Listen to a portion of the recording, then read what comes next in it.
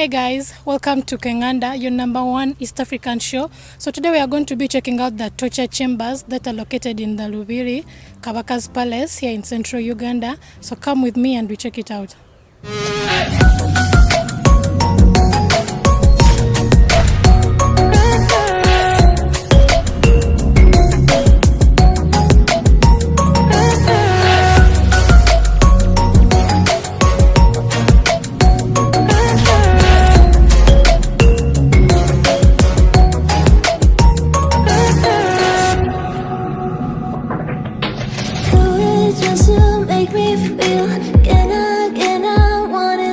We are currently at the Idi Amin's torture chambers. I'm here with Alan and he's going to take us through the history and every bit of detail that we need to know about this place. Alan, what do you have to tell us about this place? Now, we are in the Mengo Palace grounds. Now, in 1966, this palace was attacked by the soldiers of Obote, who had an intention of getting rid of the king.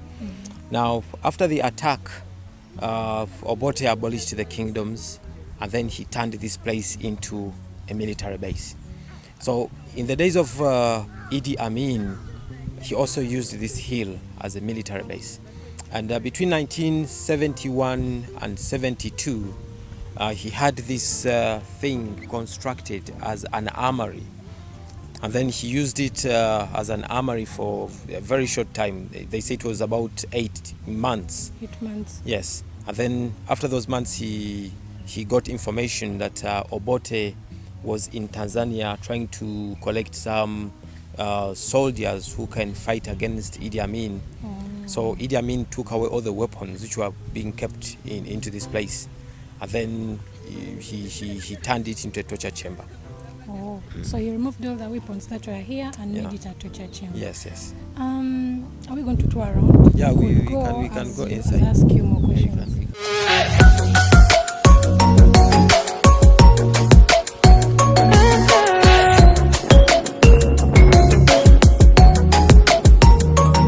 We are currently inside the torture chambers and I'm still continuing with Alan. Alan, I need to know, what would someone do to deserve a punishment of the torture chambers? Now, if someone was suspected to be a rebel or someone spying against the government, they could automatically be arrested. And then Idi Amin also had lots of spies in the public, and they could just overhear someone talking negatively about Idi Amin's regime.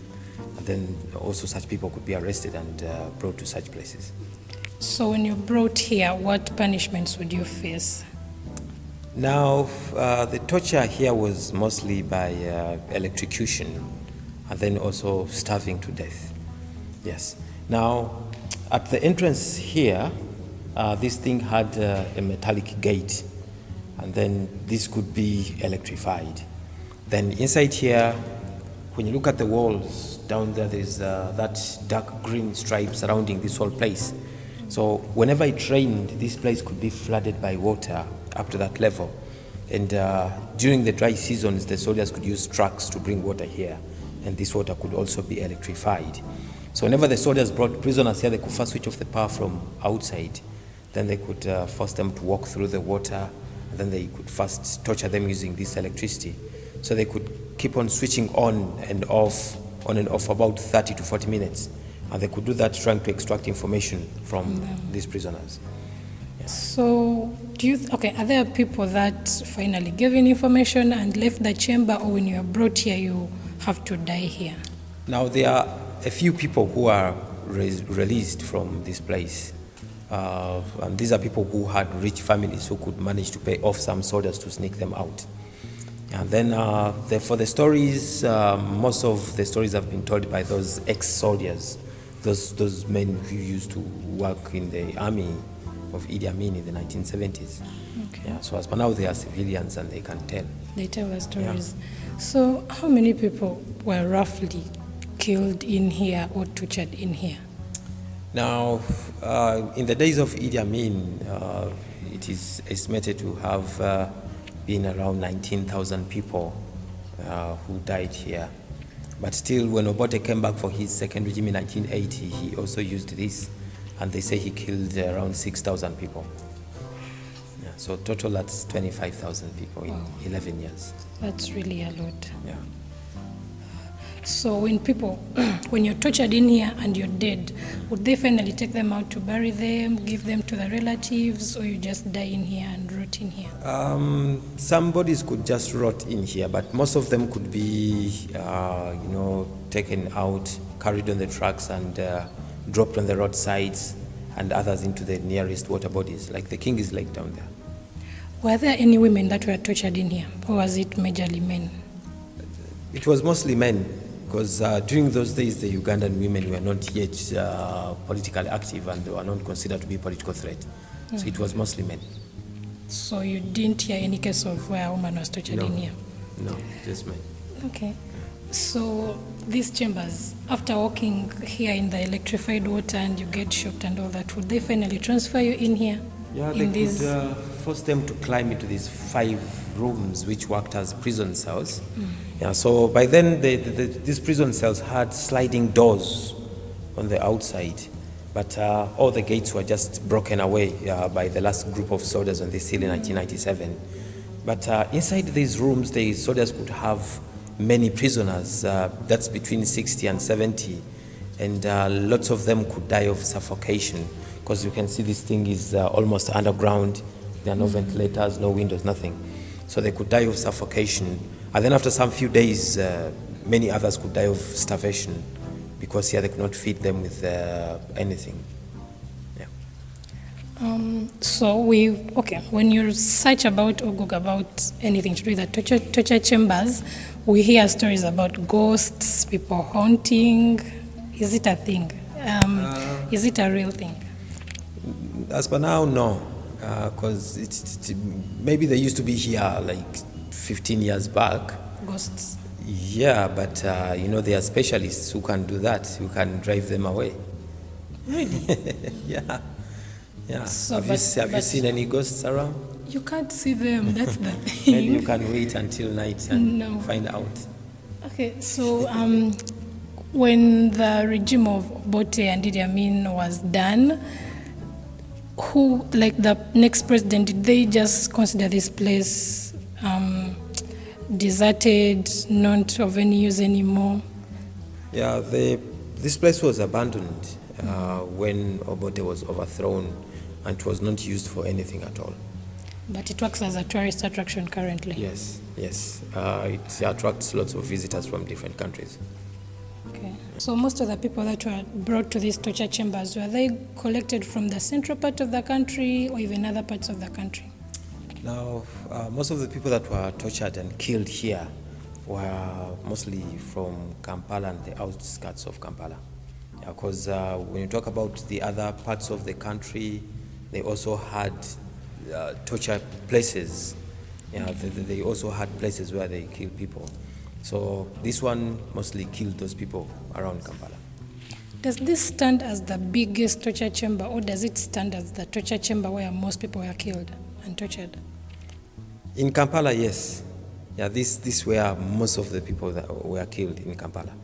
Yeah, if you compare it to other places, which I won't say now, at least this has the biggest number of people who were killed. So how did the torture chamber end up in the Lubiri, Kabaka's palace? Now, first of all, the Kabaka's palace was attacked by the soldiers of Obote in 1966. So Obote had that intention of getting rid of Mutesa II. So he organized an attack using Idi Amin as the army commander. Yeah, so the king managed to escape and he went to exile in England. And then when Obote took over the presidency, he abolished the kingdoms in Uganda and he turned the Mengo Palace into a military base. Yeah, so the soldiers occupied the hill from 1966 up to 1997. Yeah, so that was when it was given back to the Buganda kingdom. So during the days of Idi Amin, he also used this place as a military base. And that's why it was very easy for him to have a torture chamber within the grounds. So that's it from Alan. Let's take a look. Let's just take a look in the chambers and see how it looks currently.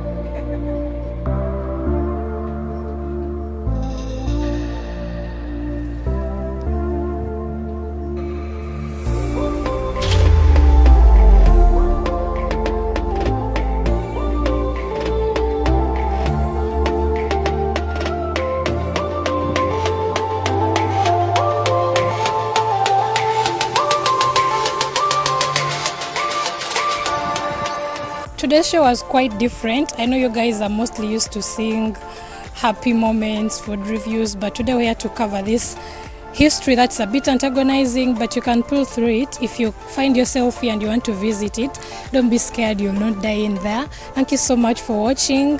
Don't forget to subscribe down below and turn on the notification bell. Give this video a huge thumbs up, and we'll see you in another one. Bye bye.